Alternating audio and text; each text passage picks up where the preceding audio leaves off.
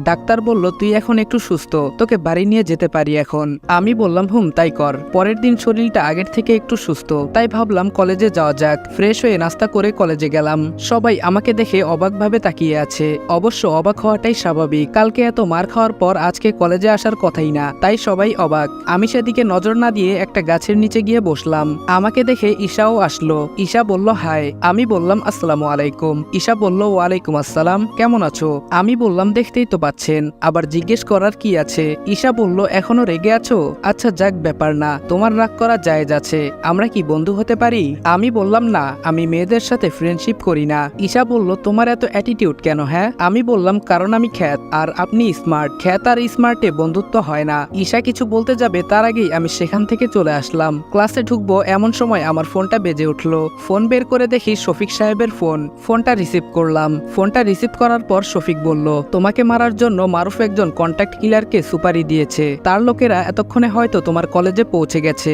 এখন তুমি কিভাবে নিজের পরিচয় গোপন করবে আর কিভাবে নিজেকে বাঁচাবে, এটা তোমার কাজ। আমার কাজ আমি করে দিয়েছি। আমি হেসে বললাম আমি এদের দেখে নিচ্ছি, তুই কন্ট্যাক্ট কিলারের খোঁজ লাগা। শফিক বলল ওকে। আমি ফোন রেখে ক্যাম্পাসে গেলাম। তারপর সাইমনকে সব বললাম এবং কি করতে হবে সেটাও বললাম। আমি বললাম guys let's start the game. Miraj বলল ওকে। তারপর মিরাজ কলেজের মাঠে এসে বলল হ্যালো এভরিওয়ান, পড়ালেখা তো সব সময় করি, মাঝে মাঝে একটু এন্টারটেইনমেন্টও দরকার, তাই আজকে এখন আমরা একটা গেম খেলবো। সবাই বলল কি গেম? মিরাজ বলল প্রথমে কলেজের সবাই বাইরে যাবে, শুধু আব্দুল্লাহ, আমি, সাইমন, মুন্না, আশা এবং ঈশা থাকবো কলেজে। সাইমন আর মুন্না দুইজন থাকবে কলেজের গেটে। আমরা যখন গেম স্টার্ট করব তখন সবাই এক এক করে কলেজে প্রবেশ করবে। মুন্না আর সাইমন সবাইকে একটা করে মাস্ক দেবে। সবাই সেটা পরে প্লেগ্রাউন্ডে আসবে। আমি আর আব্দুল্লাহ পুরো কলেজের যে কোনো জায়গায় লুকাতে পারি। ঈশা, আশা, মুন্না, সাইমন, তোদের কাজ শুরু ওইখানে। সবাই যখন প্লেগ্রাউন্ডে পৌঁছে যাবে তোদের তখন আমাদের খুঁজে বের করতে হবে, তাও আবার 10 মিনিটের মধ্যে। যে বের করতে পারবে সে হবে বিজয়ী, আর বিজয়ী জন আব্দুল্লাহর কাছে যা চাইবে তাই পাবে। আর ফ্রেন্ডস, তোমাদের কাজ হচ্ছে ওদের আটকানো, ওরা যাতে টাইমের মধ্যে আমাদের খুঁজতে না পারে। Is that clear friends? সবাই বলল ইয়েস। মিরাজ বলল are you ready for this game?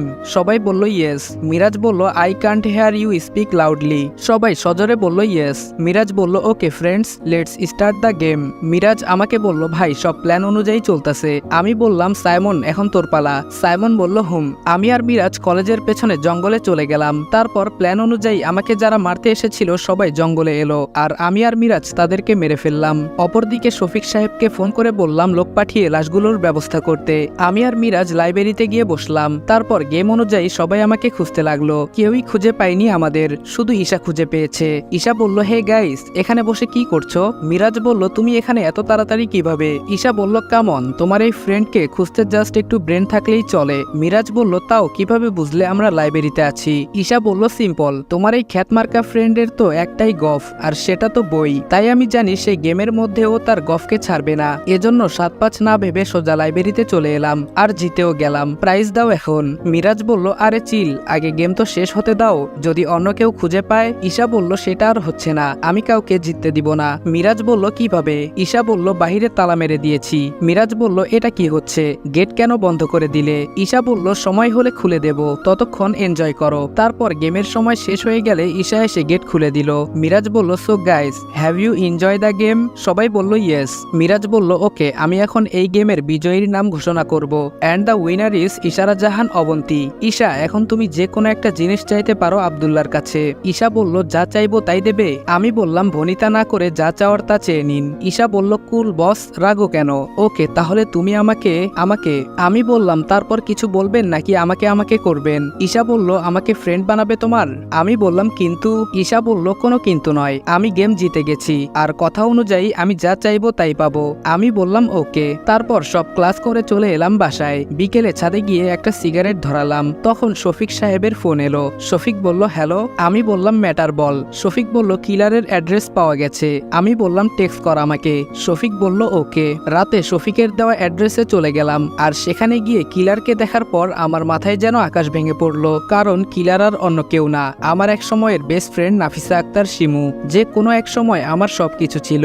Nafisa বলল ওয়েলকাম মিস্টার ডেভিল। আমি অবাক হয়ে বললাম তুই? নাফিসা বলল সারপ্রাইজ কি, যাকে দেখলে সবার কথা বন্ধ হয়ে যায় আজ সেই বাকরুদ্ধ হয়ে গেছে। কেমন লাগলো আমার সারপ্রাইজ? বলেছিলাম না তোকে শান্তিতে থাকতে দিব না, দেখ তোর শান্তি হারাম করার করার জন্য ফিরে এসেছি আমি বললাম স্বপ্ন দেখা ভালো, কিন্তু সেটাকে সত্যি করতে এসে বড় ভুল করেছিস। আজকে তুই আর তোর কাহিনী দুটোই শেষ। নাফিসা বলল, আরে রেগে যাচ্ছ কেন?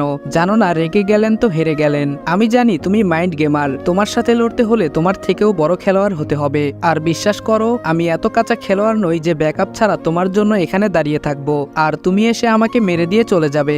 আমি বললাম, কি বলতে চাস? নাফিসা বলল, আরে আরে এত উতলা হচ্ছ কেন? একটু সবুর করো, সবুরে মেওয়া ফলে, জানো না তানজিলাকে মনে আছে তোমার? আমি অবাক হয়ে বললাম, তানজিলাকে তুই কিভাবে চিনিস?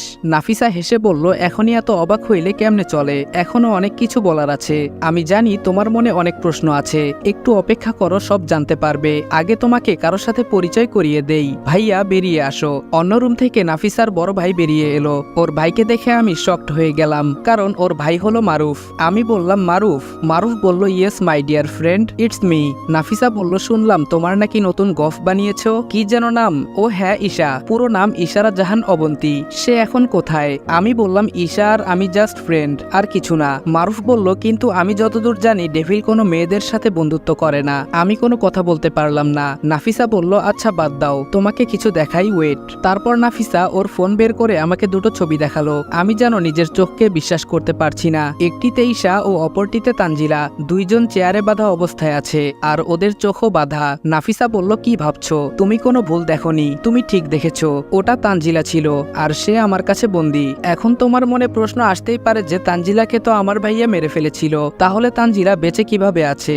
হ্যাঁ, ওকে আমি বাঁচিয়েছি, কারণ আমি দেখে ফেলেছিলাম যে কাউসার তোমাকে ওখান থেকে নিয়ে গিয়েছিল, আর যদি তুমি বেঁচে যাও তো প্রতিশোধ নিতে আবার ফিরে আসবেই, তখন তোমাকে দুর্বল করার জন্য আমার কাজে আসবে। তাই আমি তানজিলাকে বাঁচিয়ে রেখেছি। তুমি গেম খেলতে অনেক পছন্দ করো, তাই না? চলো আজ আমি তোমার সাথে একটা গেম খেলি। ওদের দুজনকে আমি দুই জায়গায় লুকিয়ে রেখেছি।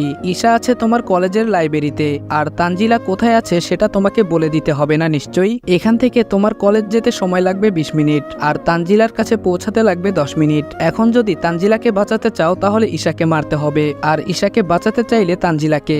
এখন তুমি কাকে বাঁচাবে সেটা তোমাকে ঠিক করতে হবে। Time is running devil. তারপর আমি সামনে থাকা একটা চেয়ার টেনে বসে পড়লাম। এটা দেখে নাফিসা ও মারুফ দুইজনই অবাক হয়ে গেল। নাফিসা বলল, এখন এটা বলো না যে তুমি হেরে গেছো। ডেভিল এত তাড়াতাড়ি হেরে যাবে ভাবতেও পারিনি। আমি ওর কথায় হাসলাম। নাফিসা বলল, কি রে পাগল হয়ে গেলি নাকি? মারুফ বলল, না, ও এমন ভাবে তখনই হাসে যখন ওর মাথায় শয়তানি কিছু চলে। ও এভাবে হাসছে যেটা আমাদের জন্য মোটেও ভালো নয়। আমি বললাম, yes my dear friend, you are right. আমি বললাম, সারপ্রাইজ সারপ্রাইজ, ডাবল সারপ্রাইজ। কথা অনেক সুন্দর বলিস, বাট অনেক বেশি কথা বলিস। ডেভিলকে মারার প্ল্যান করেছিস ভালো। ডেভিল শান্ত থাকা অবস্থায় মেরে দেওয়া উচিত ছিল, কিন্তু তোদের তো অনেক বড় বড় লেকচার দেওয়ার শখ আছে, আর এই ভুলের সুযোগ